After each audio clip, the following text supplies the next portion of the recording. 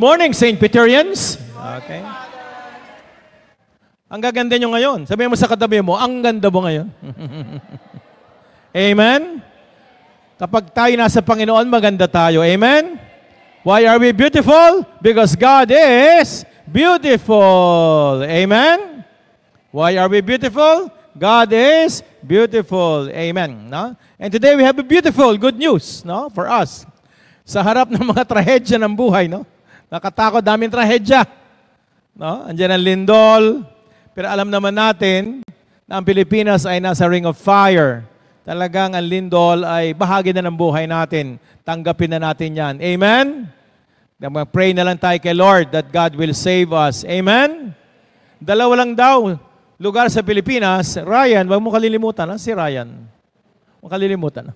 Dalawang lugar lang daw sa Pilipinas ang ligtas tayo sa lindol. Alam niyo ba yon, Tita Del?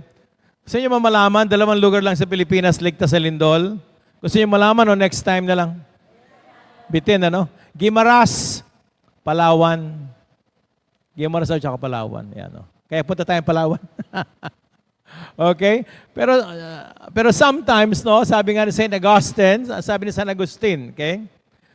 Si Pope Leo XIV is a follower of St. Augustine. Ang sabi niya, sometimes God allows evil, allows it. No? Nothing comes by accident in this world. God allowed everything. If it's not God's will, God allowed it. Not to punish us. No? Pag may mga masamang nangyari sa ating buhay, trahedya, it is not a punishment, no, but for a greater good. Sometimes God allows it not to punish us, but for a greater good. Greater good. Kaya ano ba yung greater good? No, na magiging epekto, bunga ng trahedya. Tulad na nangyayari sa ating bansa, no, sa ating pamahalaan, trahedya yan. Araw-araw, ang bagyo, ilang araw lang. Lindol, ilang segundo lang. Pero yung pagnanakaw sa gobyerno, talagang dekada na yan, dekada na ang trahedya ng ating palpak na gobyerno. No? Kaya God allows it, no, not to punish us, but for a greater good. Ano ba yung greater good na mangyayari? Siguro, panahon na para magising na naman ng mga Pilipino. Amen? No? Sapagkat we only deserve the government that we have. Always remember that. We always deserve the government that we had. Pagpalpak ang gobyerno, palpak ang bayan. No? Kasi tayo bumoboto, tayo hindi bumoboto, tayo hindi marunong bumoto, tayo nagbebenta ng boto, kaya dapat sisihin din natin ang ating sarili. Amen? No? Kaya we hope and pray that a greater good will happen by our prayer, by our protest, and by our people power. Kaya nga tayo nakaputi, no? To purify our country by means of prayer, intercession, and concrete works of action. No? Kaya yan din ang hamon ng ating mga pagbasa sa araw na ito, di ba? Sabi ni Lord, doon sa 10 pinagaling niya, isa lang ang bumalik. Ba? Isa lang, yung Samaritan lang ang bumalik. No? Ang sabi niya, rise up and go. Your faith has saved you. I would like to focus on that. Ano? Sa ibang gospel, ang sabi, stand up and go. Your faith has saved you. No? Ano yung hinahamon sa atin ng Panginoon sa ating pagbasa sa nagaganap ngayon sa ating kapaligiran? No? Ito yung hamon ng ating pananampalataya. No? Kailangan lumapit tayo sa Panginoon. We have to go back to the Lord. No? Apart from God, we can do nothing. Amen? No? But when we approach the Lord and be grateful, miracles will happen in our lives. Lumapit ang 10 ketongin. No? Sila ay pinagaling ng Panginoon. Kasi alam natin ang ketong, ito ay isang napakasamang sakit noong unang panahon. Pag ikay may ketong, hindi lang ito physically destroys you, no? Kills you. No? Ang ketong, di ba? You are a social outcast. Ikaw ay isang kinamumuhiang tao. Wala dapat na makikipag-usap sa may ketong. Kaya kayo po ay outcasted, kayo nagtatago, nahihiya. No? Sapagkat spiritually, meron kayong ginawang masama. Kaya ka nagkaketong. Parusa yan sa'yo. May ginawa kang masama. O kaya may ginawang masama yung salit-saling lahi mo. Ikaw ang nagdurusa sa pagkakasala ng salit-saling lahi mo. Ayan, no? Kaya mabigat kapag kay may ketong. No? Pero nang kanilang na-encounter si Lord, no? Nang-encounter because of their faith, no? Lord, have pity on us, sila ay pinagaling ng Panginoon. Amen. No? Yan ang simbolo, yung rise up, sabi ni Lord. Stand up, symbolizing you are a new person. You have been healed. You have been converted. No? Sabi nga, every time you encounter the Lord, you will never be the same. God will make everything new. God will bring back your dignity. Hindi lang pinagaling ni Kristo ang kanilang physical ailment of leprosy. Ibinalik ni Lord ang kanilang dignity, ang kanilang dignidad bilang mga anak ng Diyos. Being purified, being holy, and born in the image of God. Ibinalik ng Panginoon ang dignidad ng tao na nasira ng sakit, nasira ng kasalanan, nasira ng kamalasan. No? Binabalik ni Lord, stand up, rise up. No? Binabalik ni Lord ang dignity natin kapag tayo lumalapit sa Kanya at humihingi ng tulong. Amen. No? Kaya bumabalik tayo kay Lord. No? Binibigyan niya uli ang Kanyang dignity. Kaya pag lumalapit tayo kay Lord, talagang babaguhin tayo ni Lord. You will never be the same again. And tingnan niyo yung mga santo at banal, when they come to the Lord, they become radiant with dignity and beauty. No? Gaya ng epekto kapag tayo ay napapalapit sa Panginoon. The Lord will transform us. No? Remove our guilt, remove our shame, remove our humiliation. Binabalik na Diyos ang ating magandang katatayuan sa mata ng Diyos at mata ng kapwa. Amen? Palagpakan natin si Lord. Ayan, no? Pero hindi sapat yun. Hindi sapat yun. Ano? Meron pa sumusunod. Ano sabi doon? Stand up. No? Go. Merong word na go. Sabi niyo nga, go. Ayan, no? Pag ikay pinagpala ni Lord, sino ba dito pinagpala ni Lord? Taas nga kamay ng mga pinagpala ni Lord. Ayan, no? Pag pinagpala ka ni Lord, hindi yan para lang mag-enjoy ka. No? When you're blessed ni Lord, you are challenged to be a blessing to others. No? You're challenged to a mission. Ang tawag dyan holy charge. Holy charge. Pakisabi nga, holy charge. You are charged by the Lord. Talagang binibigyan ka ng sacred duty. Binibigyan ka ng social, spiritual mission. No? Di ba? Holy charge. Sacred duty. Spiritual mission. Kaya sabi niya, go. Wow. No? Go. Palaging, mababasa niyo sa Bible yan. Palaging sinasabi ni Lord, go. Matthew 28, nang siya'y umakyat, di ba? Go and make disciples of all nations, baptizing them in the name of the Father, the Son, and the Holy Spirit. And I will be with you until the end of time. Go. No? Palaging tayo ay sinusugo. Sabihin nyo, sinusugo. Ayan, no? Sinusugo. Ayan. Always remember that.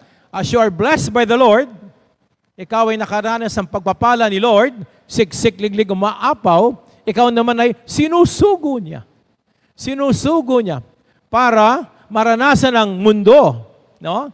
Ang pagpapala ng Diyos, pagkapagaling ng Diyos, pagkapatawad ng Diyos, di ba? Biyaya ng Diyos, pagliligtas ng Diyos. Sinusugo tayo. Amen? Hindi lang ang pare ang sinusugo o madre. Bawat Kristiyano ay sinusugo ng Panginoon. Amen? Yan, no? Lalo-lalo na sa ating bansa ngayon, mahalaga na tayo ay sumunod sa Panginoon. Kala mo, marami nga nagtatanong sa simbahan Atin-atin lang ito huwag nang makalabas dito sa St. Peter No? Yan daw mga korap na yan. Yan daw mga korap na yan, mga magnanakaw sa gobyerno. Sabi. Di ba, Father, mga Katoliko din yan? Oo nga Di ba nagsisimba rin yan sa Catholic school? Oo nga Di ba nagsisimba din yan? Oo nga. Minsan, donate pa nga Yan na, di ba, no? Bakit ang mga magnanakaw? Yung alam Yan na, di ba? Di ba?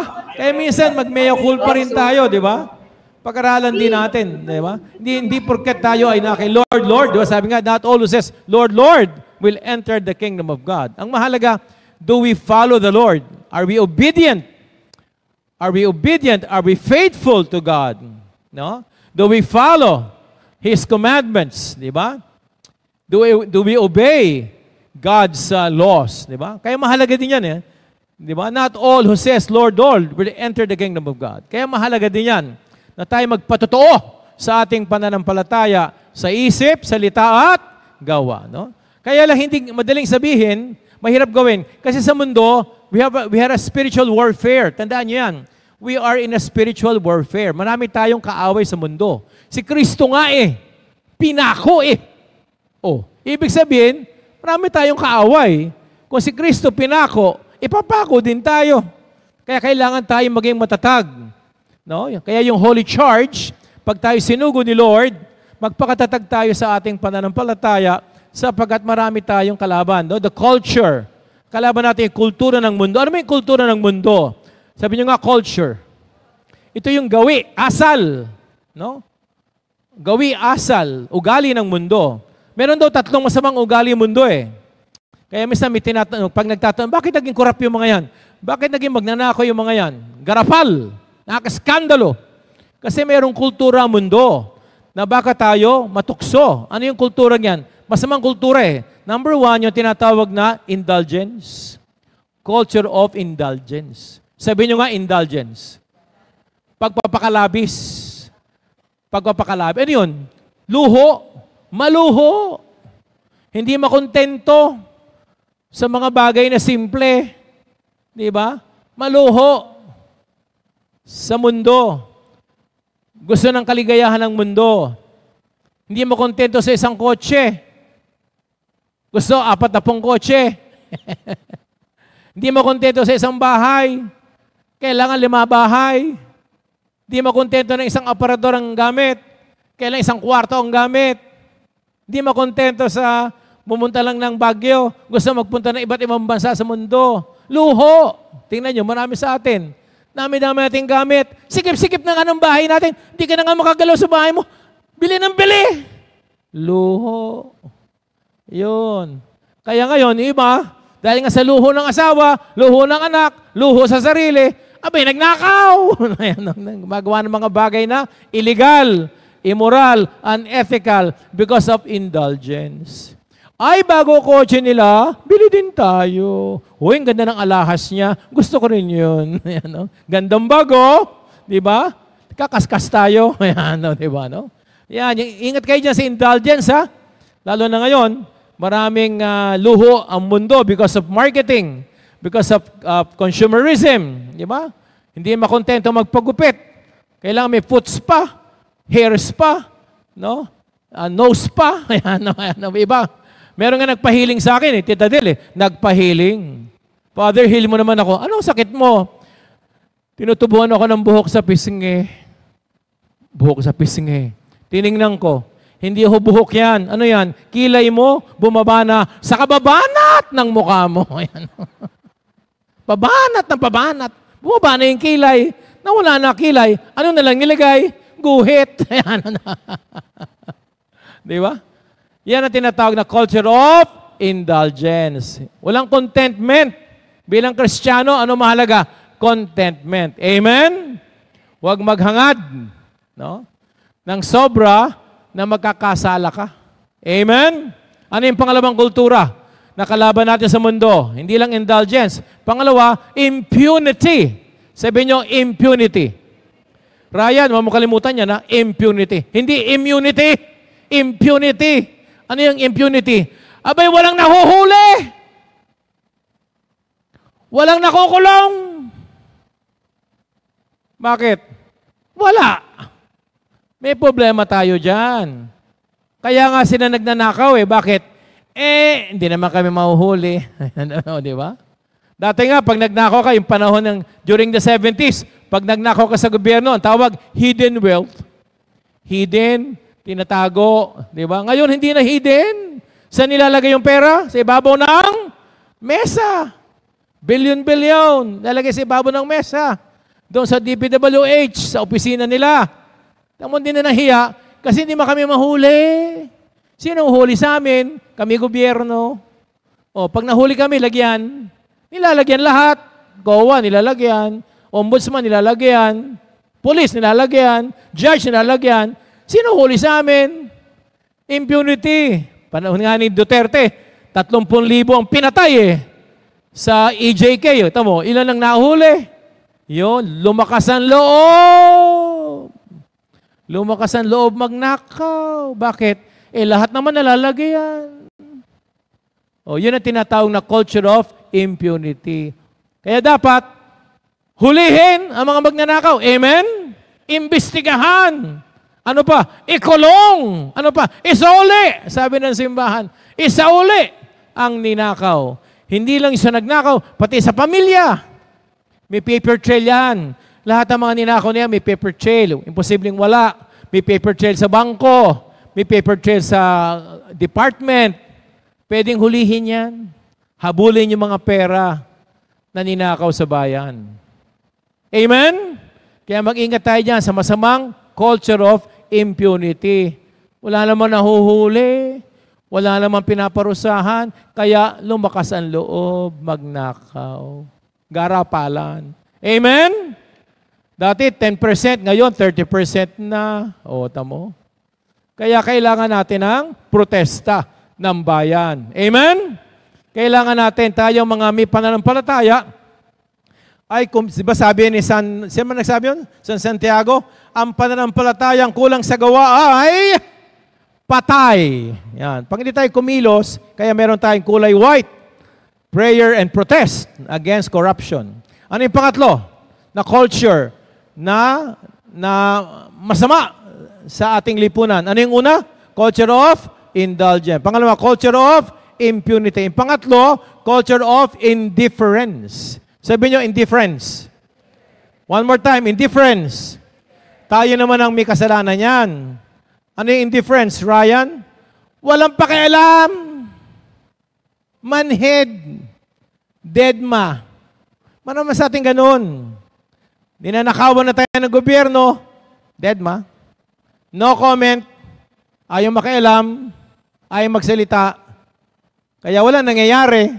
Di ba sabi sino man sabi? Edmund Burke. Ano sabi ni Edmund Burke? Evil exists because good men do nothing.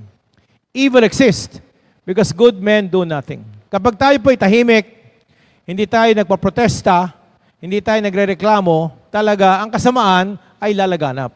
Amen? Because of indifference.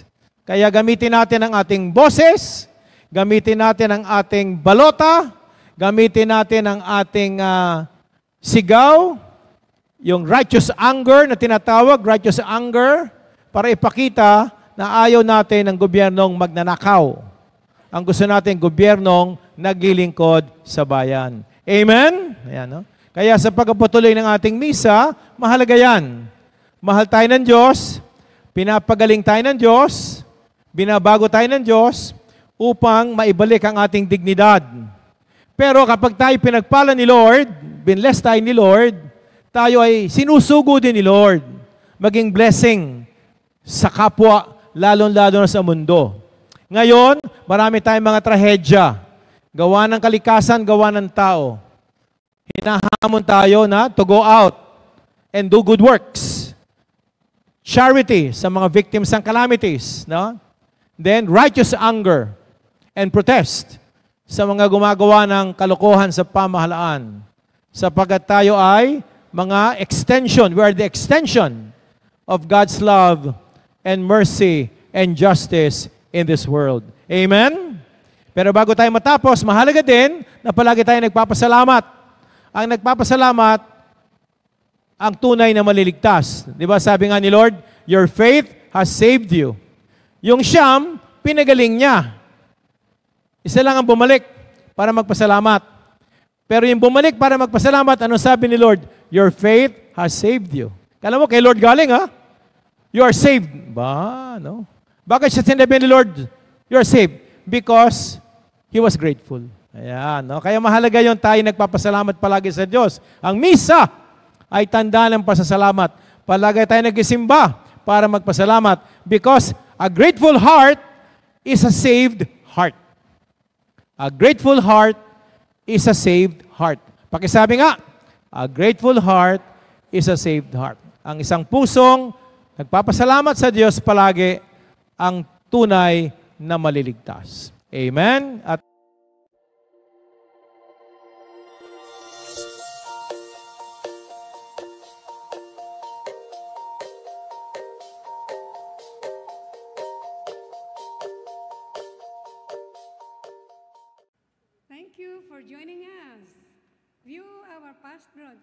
on the St. Peter Community YouTube channel and St. Peter Community Facebook page. Don't forget to like, to share, to subscribe, and hit the bell so you can be notified on our upcoming activities. Maraming salamat po at laging tandaan, unahin natin lagi